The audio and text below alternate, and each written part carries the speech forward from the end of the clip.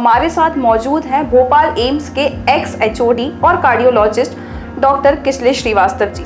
Sir बहुत बहुत स्वागत है आपका हमारे चैनल में। Thank you. ब्लड प्रेशर और डायबिटीज़ इनका सीधा संबंध दिल से है। ब्लड प्रेशर काफ़ी नुकसान करता है हार्ट को।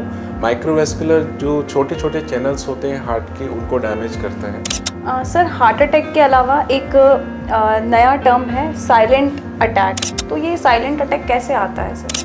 साइलेंट अटैक बेसिकली जो टर्म थी वो पहले हम लोग मोस्टली देखा करते थे। तो हार्ट अटैक जो क्लासिकल होता है वो हम लोग बोलते हैं एंजाइना। तो जो वेरिएशंस होते हैं इसमें, और सांस फूलना जैसे हो गया, किसी को सांस फूली अचानक से suddenly out of the blue, और फिर वो उसको अनईजीनेस लगी किसी को, ये सारे साइलेंट अटैक के फीचर होते हैं। कोविड-19 की जो वैक्सीन्स लगी थी हम लोगों को, वो तो क्या वैक्सीन कहीं ना कहीं हार्ट अटैक के पेशेंट्स को इफ़ेक्ट कर रही है? कोविड-19 की जैसे वैक्सीन की हम लोग बात करते हैं, तो उसी टाइम पे जब कोविड-19 की वैक्सीन थी, उसको पहले और उसके बाद कई सारे लोगों को कोविड हुआ। अब हम लोग ये नहीं बोल सकते कि वो वैक्सीन का रिजल्ट है या वो कोविड का रिजल्ट है।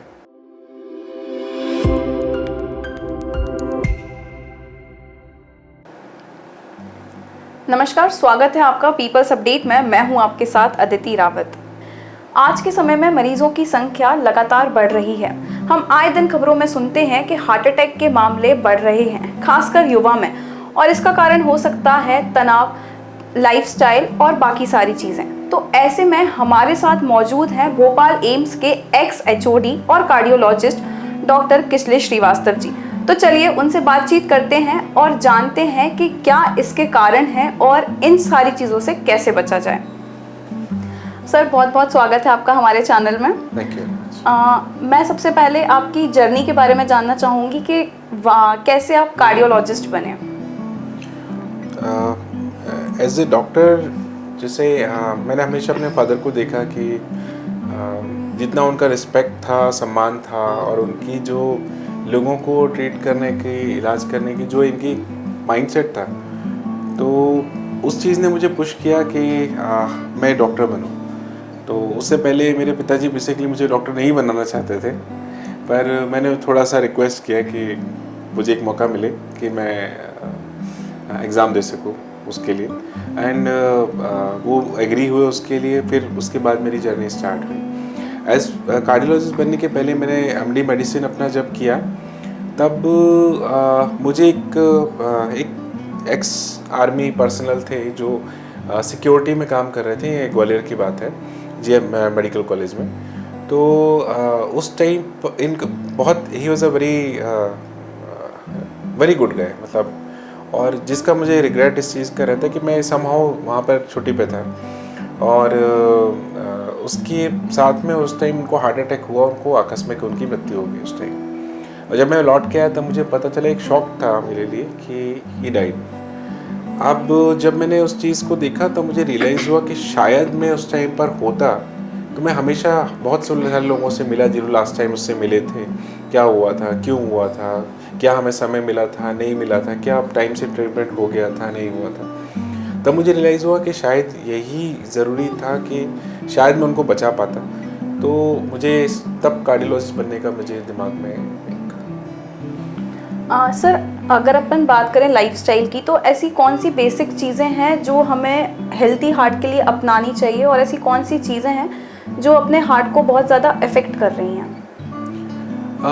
हेल्दी लाइफस्टाइल हमारे लिए सब चीज़ों को इंक्लूड करता है। जैसे हमारा सोना जगने का टाइम से लेके हमारा एक्टिविटी लेवल कैसा रहता है, और जैसे हमारा खाने पीने का जो है, वो सब चीज़ें उसमें मैटर करती हैं। अब जैसे हम लोग जैसे एक्सपेक्ट करते हैं वो ये करते हैं कि हम लोग एक प्रॉपर फाइबर रिच एक अच्छी सी डाइट लें, और जिसमें ट्रांस फैट वगैरह कम हो, जो फ्राइड नहीं हो, जिसमें ऑयल कम हो, कंटेंट कम हो, और मोनो अनसैचुरेटेड फैटी एसिड वगैरह जो हेल्दी फैट्स रहते हैं वो थोड़ा सा ज़्यादा हो। पर यूजुअली उसके साथ में भी हम लोग कई बार ये चीज़ें देखते हैं जो बहुत ही रेस्ट्रिक्टिव हैं, कि जो हमारी सब्ज़ी आती हैं, दाल आती है, जो गेहूँ वगैरह रहता है, पेस्टिसाइड की मात्रा भी बहुत ज़्यादा रहती है उसमें, अनफॉर्चुनेटली। तो उसमें उसके लिए ये है कि हम कोशिश करें कि हम लोग कम पेस्टिसाइड वाली जो चीज़ें हैं उसका यूज़ भी करें साथ में, क्योंकि हेल्दी हैबिट्स तो हम लोग मेंटेन करने की कोशिश करते हैं, पर साथ में जो चीज़ें हमारे कंट्रोल में नहीं होती वो यही सब चीज़ें हैं कि हम लोग पेस्टिसाइड वगैरह को कंट्रोल नहीं कर सकते। जो सब्ज़ी आपके पास आएगी वो आएगी। तो जो लोग छोटे छोटे किचन गार्डन घर में अपने बनाते हैं वो एक बड़ी ही अच्छी चीज़ है जो एक हेल्दी लाइफस्टाइल के लिए ऐड हो सकती है। और दूसरी चीज़ें हैं, टाइम से सोना जगने की कोशिश करना चाहिए। डिस्टर्ब स्लीप जो रहती है अपनी अक्सर जो लोग कर सकते हैं, जो ऐसे प्रोफेशंस में हैं कि रात में अपना फ़ोन स्विच ऑफ कर सकते हैं फॉर सम रीज़न, तो आइडली वैसे सोना चाहिए, क्योंकि फ़ोन सबसे ज़्यादा प्रॉब्लमेटिक चीज़ है। अनफॉर्चुनेटली काफ़ी सारे लोगों को फ़ोन अपने चालू रखने ही पड़ते हैं कि इमरजेंसीज अटेंड करना है, कुछ है, तो फिर वो अलग बात है। लेकिन कोशिश ये करना चाहिए कि जितना हम लोग फ़ोन फ्री और एक स्टेबल लाइफ रह सके उतना बेटर रहता है।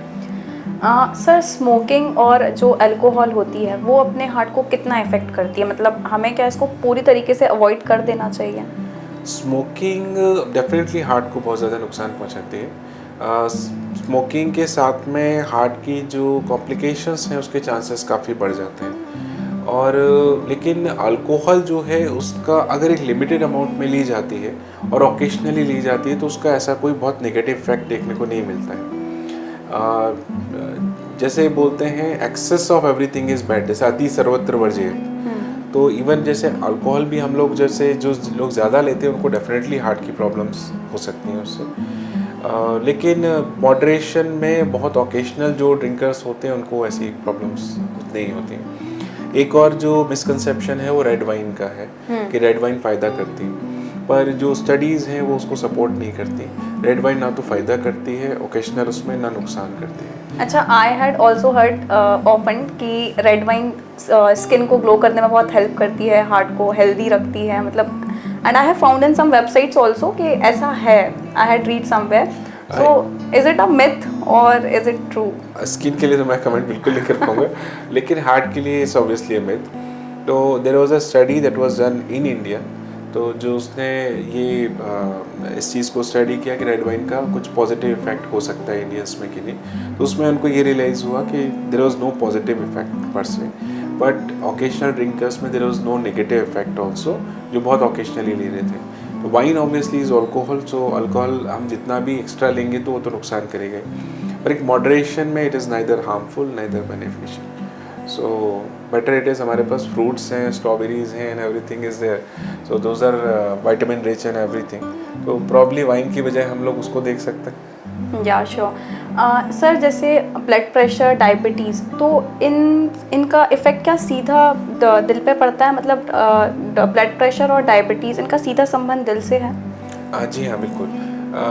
ब्लड प्रेशर काफ़ी नुकसान करता है हार्ट को। माइक्रोवेस्कुलर जो छोटे छोटे चैनल्स होते हैं हार्ट के उनको डैमेज करता है, और डायस्टोलिक डिसफंक्शन जो होता है हार्ट की कॉन्ट्रैक्टिलिटी तो अफेक्ट करता ही है, बाकी उसका रिलैक्सेशन भी इम्पैक्ट करता है। और उसके अलावा जो उसका ब्लड प्रेशर इफेक्ट आपकी आई साइट पे, आपके ब्रेन पे, आपकी किडनी पे, बहुत सारी चीज़ों पे पड़ता है जो अल्टीमेटली हार्ट को इम्पैक्ट करते हैं। शुगर अपने आप में एक बड़ा प्रॉब्लमेटिक चीज़ है, क्योंकि शुगर के साथ में चीज़ें और मल्टीप्लाई हो जाती हैं। तो जैसे ब्लड प्रेशर और शुगर आपका आइसोलेटेड अगर 2-2, 3-3 गुना अगर नुकसान कर रहे होंगे, तो दोनों मर्ज होके ऑलमोस्ट आपका मल्टीप्लिकेशन में 3 into 3 9 टाइम्स ऐसे नुकसान करता है। तो हमें ज़रूरी है हम टाइम से आइडेंटिफाई करें कि शुगर है कि नहीं, और उसको अगर है तो हमें टाइम से उसको कंट्रोल करें। अदर देन जो रिस्क फैक्टर्स हमारे रहते हैं जैसे ब्लड प्रेशर, शुगर, कोलेस्ट्रॉल, ये हमारे बेसिक रिस्क फैक्टर्स रहते हैं। इनको कंट्रोल करना बहुत बेसिक रहता है कि जिसको हम लोग पीरियडिकली चेक करके इरिस्पेक्टिव ऑफ एज की हमें कि 40+ में ही चेक करना, ऐसा ज़रूरी नहीं है, हम पहले भी इन सब चीज़ों को चेक करके कंट्रोल कर सकते हैं। सर, हार्ट अटैक के अलावा एक नया टर्म है साइलेंट अटैक, जो कि हम आजकल सुनते हैं, सबके रात में सोए silent attack and he found dead. तो ये साइलेंट अटैक कैसे आता है सर? साइलेंट अटैक बेसिकली जो टर्म थी वो पहले हम लोग मोस्टली देखा करते थे, जो डायबिटिक पेशेंट्स हैं, जो एल्डरली पेशेंट्स हैं, उसमें चांसेस ज़्यादा होते थे इस चीज़ के कि हार्ट अटैक हुआ और हमें उनको पता नहीं चला कि एग्जैक्टली हार्ट अटैक है। तो हार्ट अटैक जो क्लासिकल होता है वो हम लोग बोलते हैं एंजाइना। क्लासिकल एंजाइना जो होता है साथ में वो आपका चेस्ट में होता है और लेफ्ट आर्म में रेडिएट होता है ना, लेफ्ट आर्म की मीडियल साइड में, और कभी कभी जॉ तक जाता है। तो ये होता है क्लासिकल एंजाइना। पर सब लोगों में क्लासिकल एंजाइना नहीं होता है। किसी को जॉ में पेन होकर रह जाएगा, किसी को लेफ्ट आर्म में पेन होकर रह जाएगा, किसी को राइट आर्म साइड में भी पेन हो सकता है, किसी को बैक पेन भी हो सकता है। तो जो वेरिएशंस होते हैं इसमें, और सांस फूलना जैसे हो गया, किसी को सांस फूली अचानक से suddenly out of the blue, और फिर वो उसको अनइजीनेस लगी किसी को, ये सारे साइलेंट अटैक के फीचर होते हैं। सिम्टम्स कुछ ना कुछ होते हैं, ऐसा नहीं होता कि सिम्टम्स बिल्कुल नहीं हो, सिम्टम्स कुछ ना कुछ होते हैं। बस यही रहता है कि हम लोग ये एज्यूम करते हैं कि क्योंकि वो पेन नहीं है या उस तरह की चीज़ नहीं, तो प्रॉब्ली हम लोग नर्वस हो रहे हैं या कुछ ऐसा हो रहा है, इसको इग्नोर कर देते हैं उस कंडीशन में, वो एक साइलेंट अटैक हो जाता है। सर, जो स्पोर्ट्स पर्सन होते हैं या जो यंग एथलीट्स होते हैं, उनमें कार्डिक अरेस्ट के मामले बहुत सुनने को मिलते हैं, तो इसमें आपका मेडिकल ऑब्जर्वेशन क्या कहता है? जो भी एथलीट्स होते हैं, यंग लोग होते हैं, उनको हमेशा इस चीज़ का ध्यान रखना चाहिए कि कभी भी उनको ऐसा लगे कि कभी रनिंग किया चक्कर आया, या कभी अनइजीनेस हुई, पल्पिटेशन हुआ, घबराहट हुई या कुछ हुआ, तो तुरंत एक कार्डिक वर्कअप या एक प्रॉपर छोटा सा इवैल्यूएशन ECG को वगैरह टाइप का एक करवा लेना चाहिए। क्योंकि जो एबनॉर्मलिटीज़ होती हैं कई बार ECG में होती हैं, कई बार वो हार्ट के अंदर जो होता है, हार्ट मसल थिकनेस किसी किसी की इंक्रीज़ हो जाती है, उसको बोलते हैं हाइपरट्रॉफिक कार्डियोमायोपैथी, या कुछ और भी कुछ हार्ट की जो स्ट्रक्चरल चेंजेस होते हैं, ARBD होता है वगैरह वगैरह, कई सारी चीज़ें होती हैं जो एक्सरसाइज की कंडीशन में मैनिफेस्ट कर जाती है और हार्ट की धड़कन इरेगुलर हो जाती है उस कंडीशन में, और अचानक से ये होता है यंग लोगों में, आकस्मिक मृत्यु होने के चांसेस हो जाते हैं। पर कई बार इसमें हम लोगों को वार्निंग मिल जाती है, कभी चक्कर आ जाएगा, कभी बेहोश से होने के चांसेस हुए, और कभी इनको कुछ और जैसी प्रॉब्लम हुई इनको ऐसे ना। सर, कोविड-19 जिसने बहुत ज़्यादा इफ़ेक्ट किया है हमारी मेंटल हेल्थ को भी और वैसे भी, तो कोविड-19 की जो वैक्सीन्स लगी थी हम लोगों को, वो कुछ ने कहा कि बेनिफिशियल थी, कुछ ने कहा कि अरे नहीं, it disturbed a lot, it disturbed our health system, ऐसा। तो क्या वैक्सीन कहीं ना कहीं हार्ट अटैक के पेशेंट्स को इफ़ेक्ट कर रही है, मतलब उस पर कुछ बुरा प्रभाव डाल रही है क्या? कोविड-19 की जैसे वैक्सीन की हम लोग बात करते हैं, तो उसी टाइम पे जब कोविड-19 की वैक्सीन थी, उसके पहले और उसके बाद कई सारे लोगों को कोविड हुआ। अब हम लोग ये नहीं बोल सकते कि वो वैक्सीन का रिज़ल्ट है या वो कोविड का रिज़ल्ट है। जैसे मैं अपने बारे में बताता हूँ कि मैंने अपने बूस्टर के अलावा मैंने सारे डोजेज लिए थे, लेकिन मुझे फिर भी डॉक्यूमेंटेड कोविड उसके बाद में 2 बार हो चुका है। तो ये कहना बहुत मुश्किल है, क्योंकि वो मैंने चेक कराया था, क्योंकि मैं ऑलरेडी इसी फील्ड में हूँ, और जब मैंने चेक नहीं कराया तो हो सकता है तब भी होके निकल गया। तो ये कहना बहुत मुश्किल है कि वो वैक्सीन का रिजल्ट था या वो कोविड का रिजल्ट था। बट नेवरदलेस जो भी इशू रहा है कोविड के साथ में, वो प्रॉब्लमेटिक रहा है। कोविड के साथ बाद में जो हार्ट की जो इवेंट्स हैं, जो हार्ट अटैक के इश्यूज़ हैं, वो एक्सपोनेंशियली बढ़े हैं। तो कोविड से हम लोग डॉक्यूमेंटेड एंडोथेलियल डिसफंक्शन है जो हार्ट के लिए ब्लॉकेज का वर्सनिंग का कारण बनता है, और क्लॉटिंग के चांसेस डिस्प्रपोर्शनेटली हाई रहे। इनफैक्ट हम लोग अभी भी जब कोई केस करते हैं और कभी किसी को वायरल इन्फेक्शन होता है, तो हम लोग यूजुअली उसको कोई केस करने में अवॉइड करते हैं, क्योंकि उस टाइम भी क्लॉटिंग काफ़ी डिफरेंट हो जाती है लोगों की। किसी को क्लॉट ज़्यादा बनते हैं, किसी को ब्लीडिंग होने के चांसेस कभी कभी ज़्यादा हो जाते हैं। सर, कोई बेसिक हार्ट टेस्ट मतलब जो हम लोग को करवा लेने चाहिए, मतलब सबको करवा लेना चाहिए ताकि आगे कोई ऐसा खतरा ना हो? बेसिक हार्ट टेस्ट में जो आपके इंक्लूडेड रहेंगे, मुझे लगता है कि ECG, इकोकार्डियोग्राफी, और जो आपके ब्लड टेस्ट होते हैं जैसे कोलेस्ट्रॉल के लिए और अपना शुगर के लिए, और जो मॉडर्न जो एडवांस रिस्क फैक्टर्स जो होते हैं वो होते हैं होमोसिस्टीन, लाइपोप्रोटीन ए वगैरह। तो आई थिंक वो एक प्रोफाइल करवा लेनी चाहिए, इस खास तौर पे वो लोग जिनकी फैमिली में इस तरह की हिस्ट्री रही है, और वो लोग जिनके यहाँ जो ऑलरेडी किसी ना किसी चीज़ से आइडेंटिफाइड हैं, किसी को BP बढ़ा था, किसी को शुगर बढ़ा था, और या कोई लोग जो थोड़े सिम्टोमेटिक हैं। 40+ में तो सब लोगों को सारी इवैल्यूएशन एक प्रॉपर करानी चाहिए। बाकी यंगर लोगों में जब भी उनको लगे कि नहीं कुछ चीज़ें डिफरेंट है मेरे साथ में, we should get admitted. Sir छोटे बच्चों को हार्ट अटैक कैसे आता है? मतलब I had several of times के he was in school and he उसको सडनली हार्ट अटैक आ गया, तो हाउ इज दैट पॉसिबल? छोटे बच्चों को जो हार्ट अटैक के मामले होते हैं, एक डिजीज़ रहती है जिसमें हार्ट की जो आर्टरीज होती हैं उसमें इन्फ्लामेशन हो जाता है। तो कभी कभी उसकी वजह से भी हो सकता है, पर मोस्टली उसकी बजाय जो छोटे बच्चों को जो हार्ट अटैक हम लोग बोलते हैं वो हम तब बोलते हैं कि जो बच्चे को कार्डियक अरेस्ट हो गया होता है। तो हम लोग ये प्रिज्यूम करते हैं, उसको टर्म देते हैं कि वो हार्ट अटैक था, लेकिन वो कार्डियक अरेस्ट हुआ क्यों था? कार्डियक अरेस्ट होने के कारण जो मोस्टली जैसे जो यंग लोगों में, जैसे मैंने बोला कि जो एक्सरसाइज कर रहे हैं और जो तो एक्सरसाइज वगैरह कर रहे हैं, जो एथलीट्स हैं, भाग रहे हैं, दौड़ रहे हैं, उस कंडीशन में क्या होता है कि कई बार जो जैसे चैनलोपैथीज होती हैं उसमें क्या होता है, ईसीजी में एबनॉर्मलिटीज़ होती हैं। वो एबनॉर्मलिटीज़ जब वो एक्सरसाइज करते हैं, कुछ करते हैं, तो उसमें मैनिफेस्ट करते हैं कि जो हार्ट की रेट इरेगुलर हो जाती है और हार्ट अच्छे से कॉन्ट्रैक्टाइल नहीं होता। उसमें long QT syndrome, short QT syndrome, Brugada syndrome, ये सब अलग अलग सिंड्रोम्स हैं जिसको हम लोग ईसीजी से आइडेंटिफाई कर सकते हैं। तो वो कॉमन कारण बनता है, या हार्ट की जो मसल्स में जो हाइपरट्रॉफी होती है वो कभी कभी इसका कारण बनते हैं। तो अगर मेरी ये रिक्वेस्ट है कि जैसे अगर आपका बच्चा बोलता है कि नहीं मुझे कुछ दिक्कत हो रही है, डिस्कम्फर्ट हो रहा है या कुछ परेशानी हो रही है, तो उसको इग्नोर नहीं करें। कम से कम एक ईसीजी या इको वगैरह उसका देख लें, एक बार इंश्योर कर लें कि कोई बेसलाइन पैरामीटर्स कोई एबनॉर्मल तो नहीं है जिसकी वजह से हम लोग किसी की लाइफ को सेव कर सकते हैं।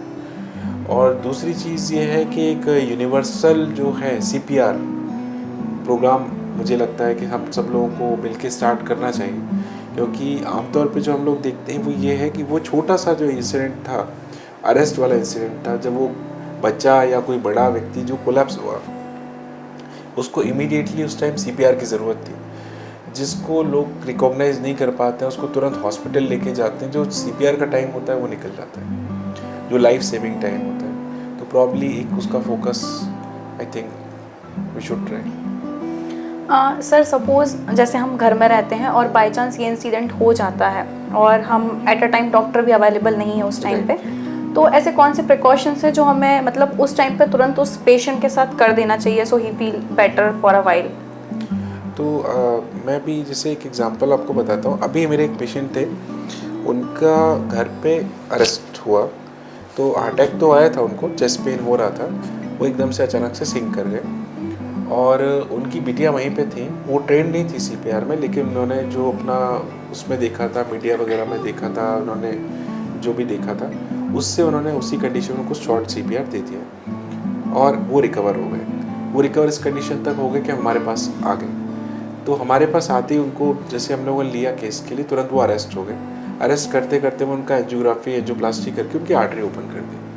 तो अगर उनकी बिटिया उनकी वो सीपीआर नहीं करते तो हमारे पास वो पहुंच नहीं पाते। तो प्रोबेबली एक जो इम्पॉर्टेंट बात है वो टाइमली सीपीआर बहुत इम्पॉर्टेंट है। अगर आपको रियलाइज़ होता है कि कोई व्यक्ति कोलैप्स हो रहा है या कोई व्यक्ति इस तरह की वर्सन कंडीशन में है, उसको असेस करना है कि वाकई में वो व्यक्ति कोलैप्स हुआ है, उसके वाइटल्स ठीक हैं या नहीं है। तो उसमें हम लोग पल्स चेक करते हैं, ब्रीदिंग चेक करते हैं। अगर पल्स का इशू है, there pulse is not there, हम लोग कंफर्म करते हैं और उसके बाद सीपीआर तुरंत स्टार्ट करते हैं। उसमें कार्डियक कंप्रेशन देना मस्ट है। अब जैसे हम लोग डिटेल सीपीआर की बात करते हैं तो कार्डियक और पल्मोनरी दोनों चीज़ें करना चाहिए, लेकिन जो सबसे ज़्यादा बेसलाइन रहता है, जो इमीडिएट रहता है, वो होता है कार्डियक कंप्रेशन। एटलीस्ट एक छोटा कार्डियक कंप्रेशन लोगों को समझ में आना चाहिए कि कितना डीप करना है, किस सरफेस पे लेटा के करना है। जैसे फ्लोर पे लेटा के, हार्ड सरफेस पे लेटा के करना होता है। जैसे चेस्ट में हम लोग कभी भी देखते हैं कि कई बार लोग चेयर पे सीपीआर कर रहे हैं, ऐसे कर रहे हैं, उसका रिजल्ट नहीं होता।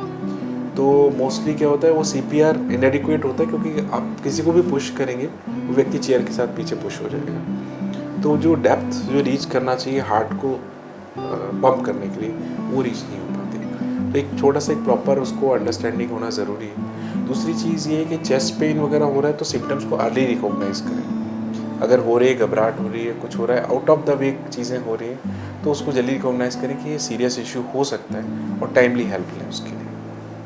और बाकी मेडिसिन वगैरह तो थोड़ा सा एक बैकग्राउंड में रखना चाहिए। तो सर कोई एक ऐसी मेडिसिन आप सजेस्ट करना चाहें जो हमें रखनी ही चाहिए प्रॉपर अपने पास? थिंक जो मुझे सबसे ज़्यादा रेलेवेंट लगा वो था ब्लड थिनर्स।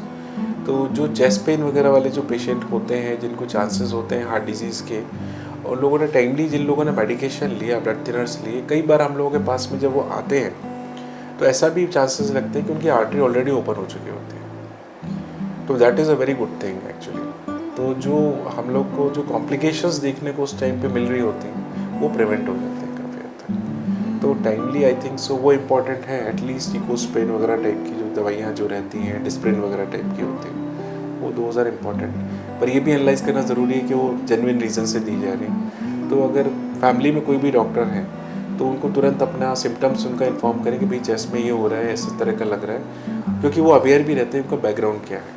किसी को ब्लीडिंग इश्यूज़ होते हैं, अगर वो इकोस्प्रिन लेगा तो हिल ब्लीड, तो उनको पता रहता है कि फैमिली डॉक्टर्स को कि नहीं इनको हमें दूसरी मेडिसिन, ये मेडिसिन नहीं देनी। तो उस कंडीशन में वो चीज़ें ईजियर हो जाती हैं। सर बात करें फैमिली की, आप इतने बिजी शेड्यूल में भी अपनी फैमिली के लिए कैसे टाइम निकालते हैं? मैं कोशिश करता हूँ टाइम निकालने की। आई थिंक मेन यही रहता है कि हम लोग जो करते हैं, जो चीज़ें करते हैं सारी, तो प्रोबेबली फैमिली बड़ा इम्पोर्टेंट पार्ट होता है उसका। तो और वही हमारी विल पावर होती है, वही हमारा सोर्स होता है एनर्जी का। तो कोशिश तो ये करते हैं कि यहाँ से हॉस्पिटल से भी जाके और बच्चों को भी इसमें इंक्लूड करते हैं एक्चुअली। तो बच्चों को भी यही बताते हैं कि नहीं ऐसा ऐसा है, वो पेशेंट सीरियस है, उनको दिक्कत है और उनको हेल्प की ज़रूरत है। तो उनको भी एक चीज़ समझ में आती है कि नहीं मेरे फादर को किसी की हेल्प करनी है, and doing help is a good thing. तो probably they also remain happy कि नहीं पापा अगर जा रहे हैं रात को 2 बजे निकल के तो दैट डज नॉट मीन कि मुझे उनको रोकना चाहिए। सर कभी ऐसा हुआ है आपके साथ कि like you are enjoying a very important function और सेलिब्रेशन और उस बीच में आपके पास फ़ोन आ जाए कि अरे it's an emergency and you have to come, तो आप वो चीज़ें छोड़ के और you are focusing on your work? हाँ, नहीं ऐसा हुआ है ऐसा। मुझे अभी कुछ दिनों पहले हमारी फैमिली में एक बर्थडे थी। तो हम लोग सेलिब्रेट कर रहे थे उस चीज़ के लिए। तो I was near by only, यहीं पास ही में सेलिब्रेट कर रहे थे हम लोग। तो अचानक से फ़ोन आया, एक पेशेंट हार्ट अटैक के आ गए थे। तो उनको इमीडिएटली एंजियोग्राफी एंजियोप्लास्टी की ज़रूरत थी। तो मैंने सब लोगों को खाना खाते हुए छोड़ा और तुरंत ताकि उन पेशेंट्स जो थी उनकी आर्टरी ओपन की, उनको स्टेबलाइज़ किया और उसके बाद सेटल करके उनको आईसीयू में शिफ्ट करके फटाफट मैं वापस केक काटने के लिए वापस पहुंचा। सर तो ऐसे में ये बहुत अच्छा लगता होगा आपको कि लाइक हम मतलब जिस मूवमेंट पे she was not okay and you are there, इतनी सारी मतलब अपनी पर्सनल चीज़ों को छोड़ के आपने उनकी जान बचाई। So this was a very big I think achievement for you. ऐसा कभी जब जान बचाते हैं तो वो अपने आप में एक अपना ही अचीवमेंट होता है। जब आप किसी की लाइफ सेव करते हैं, आपको लगता है कि आपने ड्रामेटिकली किसी की लाइफ अल्टर की है, तो आपको अच्छा डेफिनेटली एक अच्छा लगता है। मतलब जैसे आपका है प्रोफेशन, आप लोगों को सही गाइडेंस दे के सब चीज़ करके आप भी बहुत लोगों की लाइफ अल्टर करते हैं। और जब कोई व्यक्ति आपके पास आएगा कि नहीं आपने मुझे बोला था, उसकी वजह से मुझे बेनिफिट मिला, तो वो जो फीलिंग आएगी वो अपने आप में बड़ी एक अच्छी वंडरफुल फीलिंग है। Sir apart from this doctors, ऐसी कोई आपकी हॉबी जो आप फ्री टाइम में करते हो या जो छूट गई हो इसके चक्कर में? हाँ नहीं, मुझे खैर शौक तो वैसे काफ़ी चीज़ों के हैं। म्यूज़िक का मुझे स्पेशली काफ़ी इंटरेस्ट है, क्योंकि मैं गिटार मतलब सारे जो म्यूज़िकल इंस्ट्रूमेंट्स हैं used to play almost all of them. तो मेरे पास सब रखे भी हुए हैं एंड एज अ हॉबी मैं उसमें कोई नया इंस्ट्रूमेंट अपना ले भी लेता हूँ, but I am never able to play क्योंकि वो टाइम बड़ा कंस्ट्रेंट रहता है। बट 1-2 साल बाद भी अगर किसी इंस्ट्रूमेंट को लेके हम लोग बैठ जाते हैं तो फिर वो अच्छा लगता है कि we are doing something. Sir music से कार्डियोलॉजिस्ट मतलब कैसे? If you are too much interested in music, आपको इतना शौक है, तो फिर आप आपकी जर्नी म्यूज़िक से ना जाके यहाँ कार्डियोलॉजिस्ट पे कैसे आ गई? प्रॉबेबली मुझे लग रहा है कि म्यूज़िक जिससे मैं स्टेज परफॉर्मर नहीं हूँ। Okay. तो म्यूज़िक मेरे लिए हमेशा एक इनर पीस का कारण रहा है। मतलब जब भी मुझे लगा कि नहीं I need to find some inner peace, तो मैं गिटार लेके छत की मतलब ऊपर छत के ऊपर अंधेरे में आई यूज्ड टू प्ले। तो and making music, no just playing music, just making some new music और समथिंग लाइक दैट। तो उससे जो मेंटल जो रिलैक्सेशन होता है इट वाज वेरी नाइस। तो प्रोबेबली आई थिंक सो मैंने उसको केवल अपना फोकस पर्सनल उसके लिए बना के रखा है और ये मेरा प्रोफेशनल। ओके सर, जैसे इनर पीस जो कि आपने कहा कि वो बहुत ज़रूरी होता है, इनर पीस और मेंटल हेल्थ और फिज़िकल स्ट्रेस, ये आजकल हम टीनेजर्स में बहुत देखते हैं और उनको इस चीज़ को लेके कहीं ना कहीं हार्ट पे भी उनका बहुत सफ़र होता है। तो सर इसको कैसे अपन रिलीव कर सकते हैं? आई थिंक टीनेजर्स आजकल really you are absolutely right, teenagers बहुत ज़्यादा स्ट्रेस्ड हैं कंपेयर टू जो हम लोग थे। हम लोग अपने पेरेंट्स से डांट भी खाते थे, पिट भी जाते थे, लेकिन प्रॉब्ली इतने स्ट्रेस्ड आउट नहीं रहते थे। 2 मिनट बाद हम लोग चीज़ों को भूल जाते थे। We used to enjoy our. हाँ सर, जस्ट बिकॉज कि इनर पीस हमारे लिए कहीं ना कहीं बहुत ज़रूरी होती है और वो शायद नहीं है। कभी कभी हम भी फ्रस्ट्रेट हो जाते हैं कि अरे नाउ व्हाट टू डू, वो कहीं ना कहीं फिर हमारी हेल्थ पे बहुत ज़्यादा इफेक्ट करता है। तो हाँ, ये दैट इज़ ट्रू।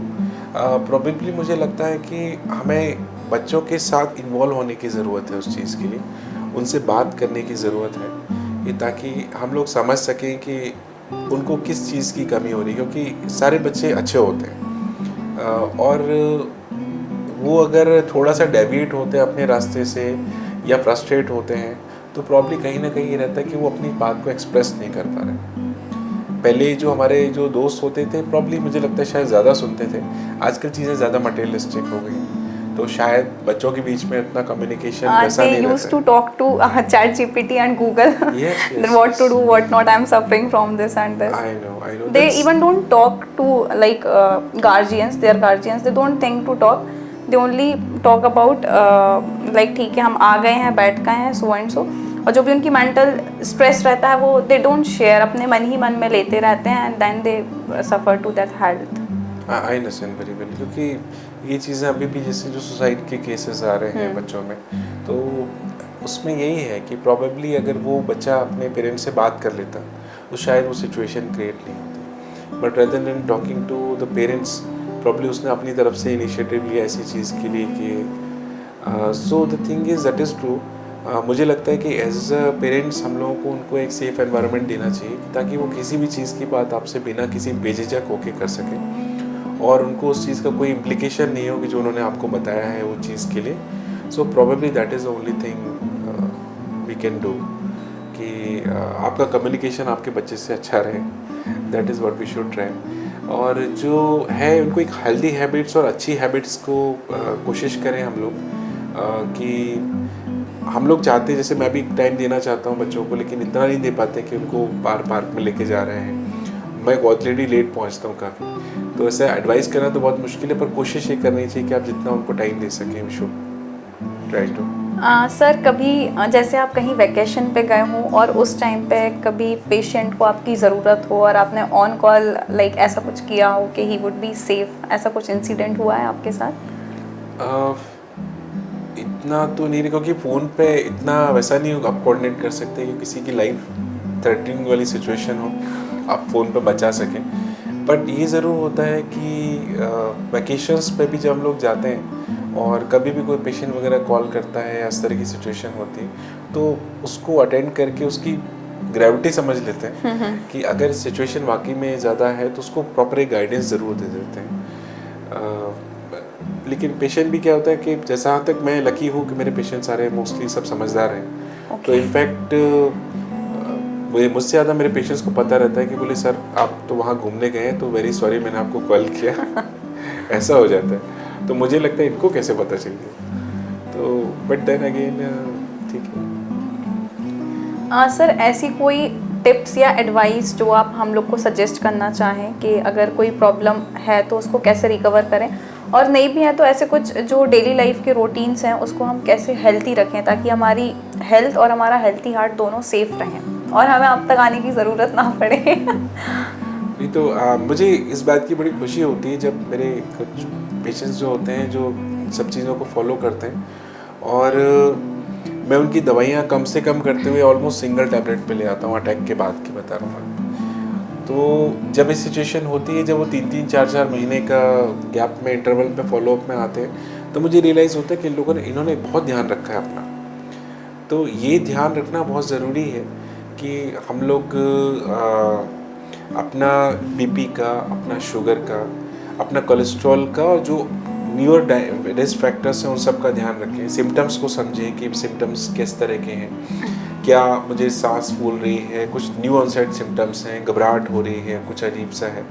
एक प्रॉपर इवेल्यूएशन टाइमली कराएं और एक प्रॉपर चीज़ को समझें कि क्या हमें उसको फर्दर कुछ करने की ज़रूरत है या हम बिल्कुल ठीक है, हमें क्लियरेंस मिल गया इस चीज़ के लिए कि नहीं आपको कुछ ऐसी मेजर प्रॉब्लम नहीं है और अपनी लाइफ में नॉर्मल एंजॉय कर सकते हैं। डाइट का ध्यान रखें, टाइम का ध्यान रखें कि नेसेसरली हम लोग अपना डिले सोना और बहुत डिले जागना, इस सब चीज़ों को अवॉइड करें। और स्टूडेंट लाइफ में भी जैसा डिस्कस किया था हम लोगों ने कि इस चीज़ का ध्यान रखें कि हम लोग अननेसेसरली स्ट्रेस नहीं लें उस चीज़ के लिए।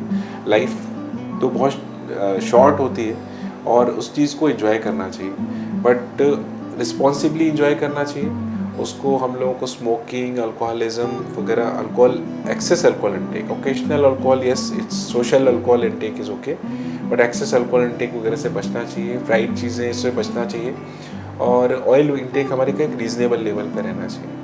बाकी तो I think so we should be happy and that is what is important.